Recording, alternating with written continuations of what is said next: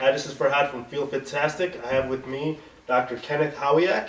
Dr. Howayeck is a board-certified foot and ankle surgeon and an author and lecturer. Dr. Howayeck, can you please tell us a little bit about yourself? Sure. Well, I'm a retired foot and ankle surgeon, board-certified in foot and ankle surgery. I did that for about 22 years. I used to teach foot surgery. In fact, I loved surgery. I still do. It's just that private practice got to a point where I wanted to do something else. I wanted to do something different. Got bored. Awesome. Yeah. So we're in the fitness industry here, and we want everybody to stay healthy, bones included. Yeah. So why are keeping healthy bones important? Well, it comes down to death and disability. Is death not important to anybody, or is disability not important to anybody? I mean, I think it's pretty much important to both of us. So if osteoporosis and having low bone density could lead to something like a hip fracture, which ultimately could lead to death within the next 12 months, according to the NOF, those people over the age of 50 who incur a hip fracture, which of course is often occurring because of osteoporosis, those people will incur a 1 in 4 chance of being dead in the next 12 months. So it's the silent killer. Do you know you have it? No, not until you break a bone, unfortunately, or that you got tested. Well, what are some of the ways we can get tested or be aware that, hey, we're at chance of having osteoporosis? Good question. Well, actually, the more common way, which not necessarily is the best way, is what your doctor might order, which is called a DEXA scan. It's an X-ray, and it's sort of fraught with a number of problems. And we certainly aren't reaching enough people. We're not engaging people in it. It's not practical. It's often not affordable. I could go on and on about why it's not cutting it. So knowing that there's other technologies available to screen people, to identify osteoporosis, and how this issue is growing. I mean, in the next 30 years, the incidence of osteoporosis is going to go anywhere from doubling to tripling. This is a big problem. It's growing. Yeah. We need to identify more and at a faster rate, and employ all measures to do so. How does living an unhealthy lifestyle, being overweight, relate to osteoporosis? Well, you take, for example, kids who do a pretty good job of living an unhealthy lifestyle. They're eating the wrong things, they don't get a whole lot of exercise, and they spend a lot of time indoors, eat a lousy diet. Adults do a lot of that too. Yeah. And to the extent that you blow it with doing all the right things, to the degree that you blow it, leads to big problems with bone density and big problems with bone health. And if you knew all the things that bone health brings about, or the lack thereof, you would absolutely address it and make it the major thing you address with your health. And then of course everything else falls into place. How old should we be to take action? Should we take actions as kids? Should we take action as adults? Well, it's a good question. To tell you the truth, it's not what you're hearing. It's not where you have to wait till you're age 65 to get tested, or over the age of 50 at least. No, it's very, very young. The sooner, the better. My machine will test somebody who's 5 years old. Logic would dictate that the sooner you address something, the more things you can do about them. So I say get tested early and often. This problem is showing up early in life. Osteoporosis is occurring at younger and younger ages. There's no reason at all why you shouldn't be screened at a very, very young age. Awesome. So what are some of the things that we can do to keep our bones healthy? Well, in the book that I wrote, Bone Health Made Easy, which is available online through Amazon.com, Bone Health Made Easy is what I talk about. I try to make things easy. And we could make things really complicated. We could make them murky, confusing, which is pretty much what we've done. Then nobody gets better, and nobody has gotten better. But when you make things concise and easy for people to understand, such as this, I'm going to tell you what we do about bone health. If we do this, we get better, and I promise you we get better. It's A, B, C, and it isn't A and B and C. It's A or B or C. At least do one of those, because I realize not everybody's going to do everything. People realize they're not going to do everything. They won't do everything. They don't do everything. Yeah. But if you want to know what it takes at least one of those, A or B or C. So do you want to know what A, B, and C are? Absolutely. Okay. A is activity specified, but it isn't exercise. It isn't technically weight bearing and weight resistance either. It needs to be specified. It needs to be clarified. So if you know that it's really the feet hitting the ground, walking and running, or vibrational technologies, which I think hold great promise for us now, especially for the elderly and disabled who can't do the activities we've been telling them to do. Yeah. A is activity specified. It isn't just activity. You've got to specify what it is you're getting out of that activity, and to understand why things like swimming, and bicycling and elliptical and standing, which is fully weight bearing, is doing absolutely nothing for your bone health. So you have to specify what that activity is. So that's A, activity specified. Do that vibration that jars your bones naturally if you can, walking or running, or have it do it to you through technologies. Okay, so that's the A. B is bring the bad stuff down. Now, if we have enough time to cover that here, but there are a number of things people need to limit, and this is what I cover in my programs, which of course you can find to a degree online, and it's certainly in my book. The things you want to reduce, thing you want to hit the delete button on. And some of them, quite frankly, involve the things that your doctor has you on, which maybe begs the question of whether or not you should be on them, or based on your testing, whether they need to be altered or changed. So to know whether or not you need to bring those things down involves getting tested and a conversation with your doctor about it. So that's B, bring the bad stuff down. As well as adding good things, you want to take bad things away. Make sense? Yeah, absolutely. Okay. So C is complete nourishment, complete nutrition. I actually like the word nourishment better. It takes into account energies that don't necessarily go through your mouth, but it's energies that involve nourishment that makes our body healthier. Magnetic energy, infrared energy, negative ions, the energy of the air. But when the body gets its complete nourishment, when it's complete, the body does amazing things, including making your bones very young and making your bones very healthy. So the C isn't just complete nutrition, it's complete and carried, getting the lipoproteins, the lactoferrins, to carry it to the bone so that these minerals, these calcium supplements we're taking, not only become safe, so because they're not going to the bad areas, they're now effective because they're going to the right areas. So C is not just complete as carried, it's also commensurate. You want to take your vitamin D and that's commensurate with your level. How much vitamin D should we take? We don't know until we get tested. Why guess? Yeah. Why should your doctor guess? No reason to. Find out where you're at. If you know where you're at, you'll know where you're going. The only way you can know where you're going is to know where you're at. So you want to get to the level of 50 nanograms per milliliter, and based on what your level is, will more or less dictate how much vitamin D3 by the way, vitamin D you should take.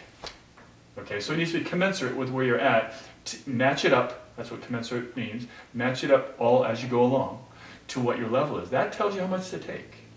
All kinds of good things happen when you get your vitamin D level up.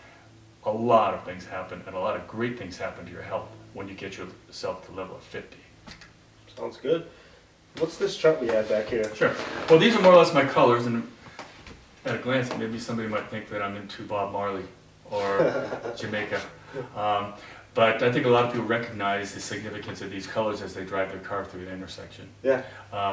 Most people, I think, know that red is bad, yeah, and green is good. Absolutely. So with osteoporosis, it's representing normal bone density, low risk for fracture, moderate risk for fracture, which is low bone density. The caution light would represent what was formerly known as osteopenia, which is a word we don't use anymore. We're not supposed to. People still use it, but it means borderline. This whole section is considered borderline. That's moderate risk for fracture.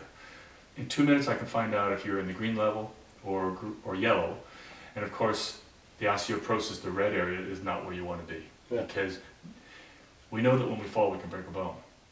But a lot of people don't realize that when you're in the red, you don't fall and break a bone. You break a bone and fall. And that's not where you want to be. That's a time bomb. Knowing that you could die from that hip fracture, or you might have, if you don't die, you have a 75% chance of never fully recovering. That's not a good thing. No. That means you're a time bomb. That's urgent care stuff. If you're in the red, we got to get yourself the heck out of red. You get you to yellow. If you're in the yellow, we're going to get you to green. Can we? Yeah, absolutely. I know the things that work. Based on my testing, I found out what doesn't work. I've tested thousands of people. I have found out that what we're hearing is not necessarily true. There's a lot of cookie cutter information out there from people who have never looked at bone, they've never held bone in their body, in their hand.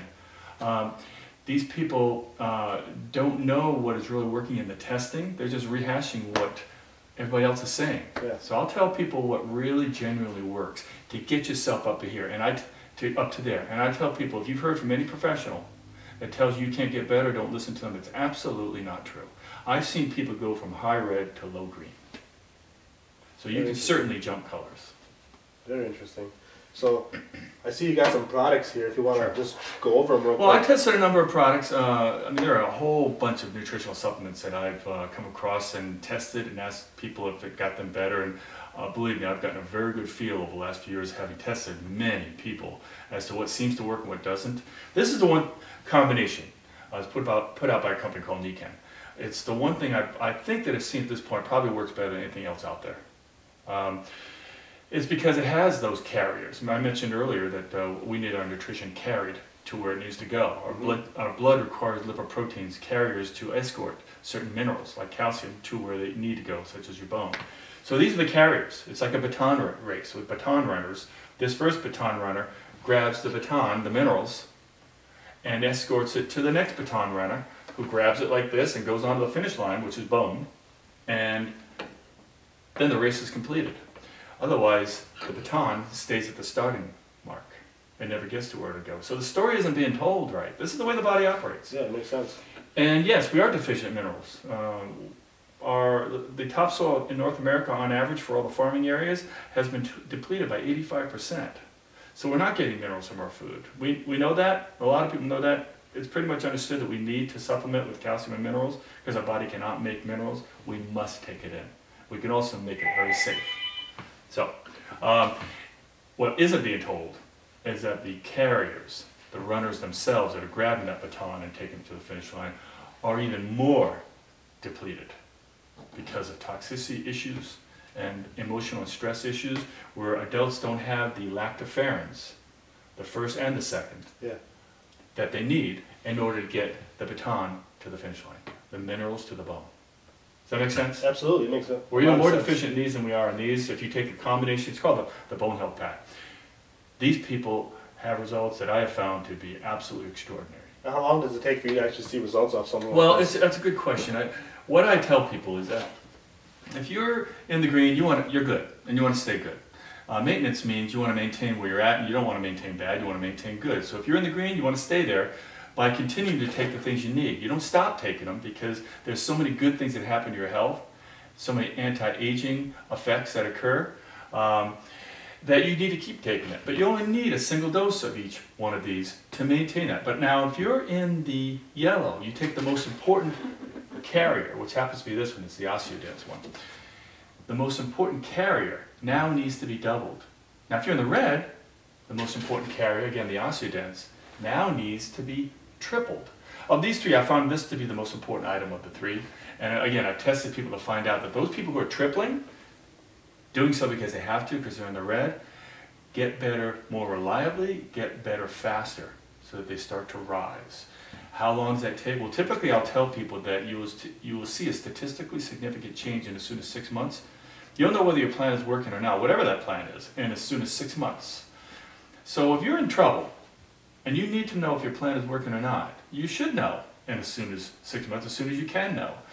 Because if it's working, whatever your plan is, you need to keep doing that. If your plan is not working, you need to make a change to it, correct? Absolutely. But if you're in the dark, how would you know what to do? So I tell people to get tested much more often than people are telling you. When you do it by ultrasound and you're comparing apples to apples, stay with the same bone, and now you have your finger on the pulse. You're engaged, and people who are engaged into their problem get better much more often, much more reliably. So again, it's 6 months. If you're down here, that's how soon they should get tested again to see how well that works. In fact, what we're seeing quite often is that if people do triple up on this part of it, because they have to, we've seen results in as soon as 6 weeks. Wow. 6 weeks. Now, I'm not even promising 3 months. I'm promising that if you are taking it and you get tested again in 6 months, you'll get better. If you're a curious person, you want to see if it's working that quickly, I wouldn't be surprised at all to see it work that quickly. I'm just telling you based on what I see. Very great. Sure. So what are some final tips you can give us about how we can keep healthy bones? Well, you know what? People need to identify what it is that they're not doing that they should. So if I go over this list of things with people, things that they need to add, things they need to subtract in their life, and then make a note of it, people tend to act on it. So it really depends on that person. Maybe this one person who's heard me talk realized, I didn't know that more than 3 cups of coffee was going to lower my bone density. Or another person might say, yeah, maybe I will start walking now. I do some, Or another person might say, well, I do a lot of walking. Both of those individuals, whether they're doing a little bit or a lot, can typically be in a situation where they can now double it. Awesome. So activity needs to be the first thing. A needs to come before B. But B is important too, because you need to bring the bad stuff down. You don't want to be swimming upstream, doing the right things, but you're also doing the wrong things and not getting anywhere. Okay? But anybody who ignores the C, the complete nutrition, is really foolish, because even the Olympic athlete, even the most healthy, fit person in the world, still needs to nourish themselves. And on the other hand, the person who has the perfect diet, perfect manner of supplementation, still needs to be active. Yeah. It's not a one thing or the other. So the more things you do, the better. Sounds good. Yeah. Dr. Howayeck, it was a pleasure having you here. Is there any way we can contact if we have any questions? You have a website, Sure, book coming out, I heard? Bonehealthmadeeasy.com, or you could go to thebonedensitydoctor.com. I often say that there are doctors out there who order bone density tests, and there are thousands of them. There are thousands of doctors who read bone density tests. And there are a number of them who will teach. But I don't know anybody else besides myself who's ordering, reading, and teaching, and leaving his office in order to do so.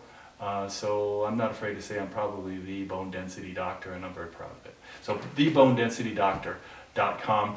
My phone number is 925-858-5696. Should I get my email address out? Sure. We'll post it on the website, not a problem. Okay. Okay. Awesome. So that's the way to reach me. Awesome. Thank you very much, everybody. Thank you, Dr. Howayeck. Thanks, This is for having Feel Fitastic, and we are out.